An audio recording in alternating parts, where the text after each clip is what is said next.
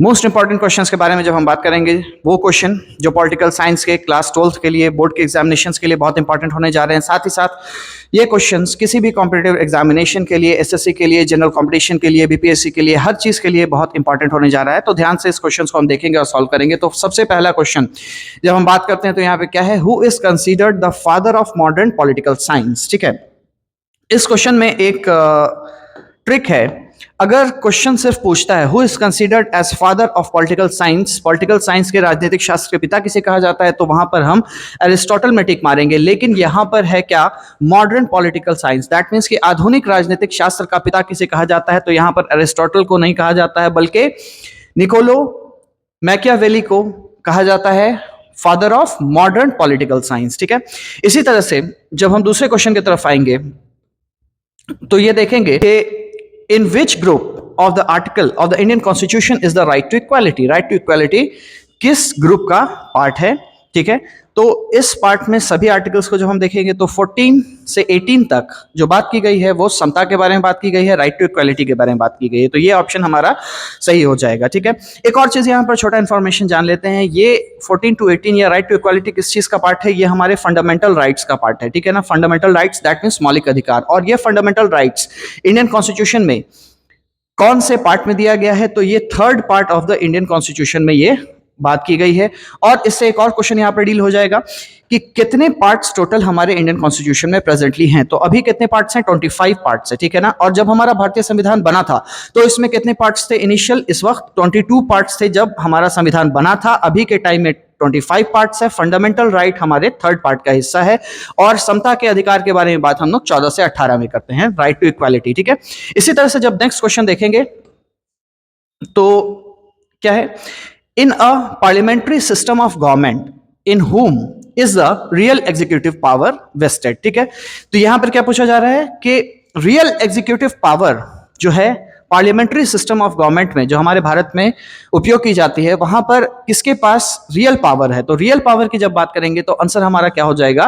Prime minister and council of ministers. ठीक है ना, और इंडिकेटिव फॉर्म में अगर देखेंगे तो प्रेसिडेंट होगा। लेकिन जहां भी रियल पावर के बारे में बात दी जाए, रियल एग्जीक्यूटिव कौन है जो पूर्ण रूप से एग्जीक्यूटिव का काम करे, किसके पास पूर्ण रूप से शक्ति है, तो उसमें आंसर हो जाएगा प्राइम मिनिस्टर और काउंसिल ऑफ मिनिस्टर्स। ठीक है, नेक्स्ट क्वेश्चन नंबर 4 में जब हम आएंगे, who was the first person to use the term cold war? किसने पहली बार शीत युद्ध, कोल्ड वॉर का इस्तेमाल किसने किया था? यह टर्म किसने दिया था?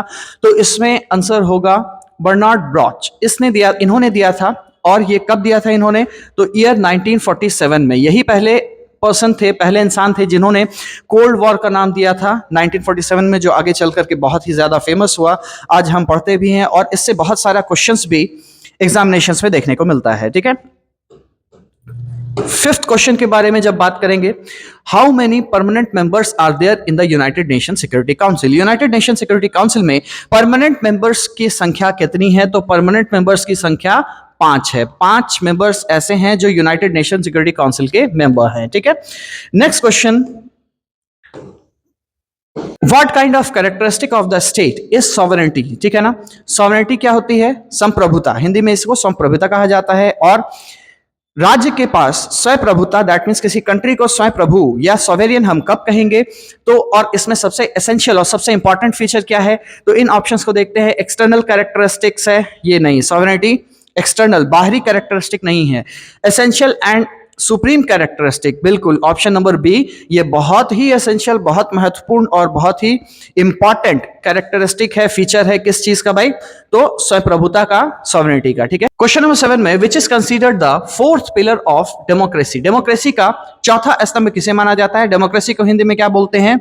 लोकतंत्र। लोकतंत्र का चौथा पिलर कौन सा है? तो लोकतंत्र का पहला पिलर है जुडिशियरी, बिल्कुल। एग्जीक्यूटिव भी इसका एक पिलर है, लेजिस्लेचर भी इसका एक पिलर है। तो 3 पिलर तो ये मेजर हो गए, लेजिस्लेटिव, एग्जीक्यूटिव और जुडिशरी। कार्यपालिका, न्यायपालिका और विधायिका, ये 3 स्तंभ हो गए। और चौथा स्तंभ ऑब्वियसली प्रेस एंड मीडिया को कहा गया है। दैट मीन्स कि इसका आंसर हो जाएगा सी इसका करेक्ट आंसर होगा।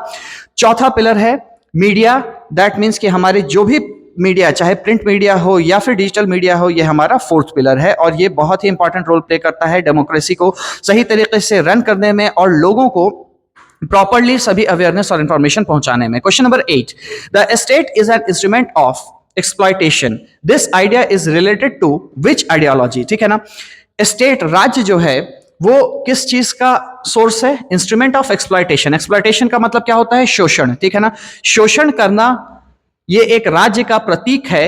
ये किसका मानना है? ये किसकी आइडियोलॉजी है? किन लोगों की? तो ये मार्क्सिज्म की आइडियोलॉजी है।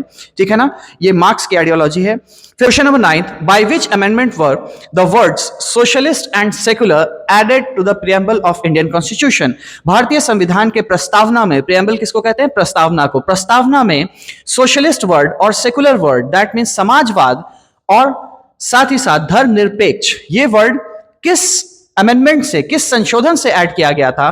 तो ये 42वां संशोधन, 42nd संशोधन जो हुआ था, उस चीज से ये दोनों ही वर्ड्स कॉन्स्टिट्यूशन में हमारे प्रियम्बल में ऐड किए गए। ठीक है ना। Question number 10, where was the first summit of non aligned movement NAM held? ठीक है, कहां पर नॉन अलाइंड मूवमेंट का पहला जो समिट, पहला जो मीटिंग हुआ था, वो कहां हुआ था? तो आपको प्रीवियस वीडियोस में भी ये मैंने बता रखा है, वो आपको बेलग्रेड यूगोस्लाविया में हुआ था। ठीक है ना, option number B, New Delhi नहीं होगा, बांडुंग नहीं होगा, कैरो नहीं होगा, ये यूगोस्लाविया होगा, बेलग्रेड। ठीक है, तो इस तरह के क्वेश्चंस रेगुलर ही आपको इस चैनल पे देखने को मिलते रहेंगे, चाहे आपके 12 बोर्ड एग्जामिनेशंस के लिए जो इंपॉर्टेंट होने जा रहे हैं, या फिर किसी भी एसएससी या बीपीएससी कोई भी कॉम्पिटिटिव एग्जामिनेशंस के लिए वो इंपॉर्टेंट होने जा रहे हैं। ठीक है, तो इस पूरे वीडियो का जो पीडीएफ फॉर्मेट में लिंक है वो मैंने आपको शेयर कर रखा है, उससे आप डिस्क्रिप्शन में जाकर के, बॉक्स में जाकर के डाउनलोड कर सकते हैं। और वीडियो अगर अच्छा लगा हो तो लाइक, कमेंट, सब्सक्राइब और शेयर करना ना भूलें, और प्लस रेगुलर कनेक्टेड रहें, सीखते रहें और चीजों को हमेशा आगे बढ़ाते रहें। SSC Academy, education is simply the soul of a society.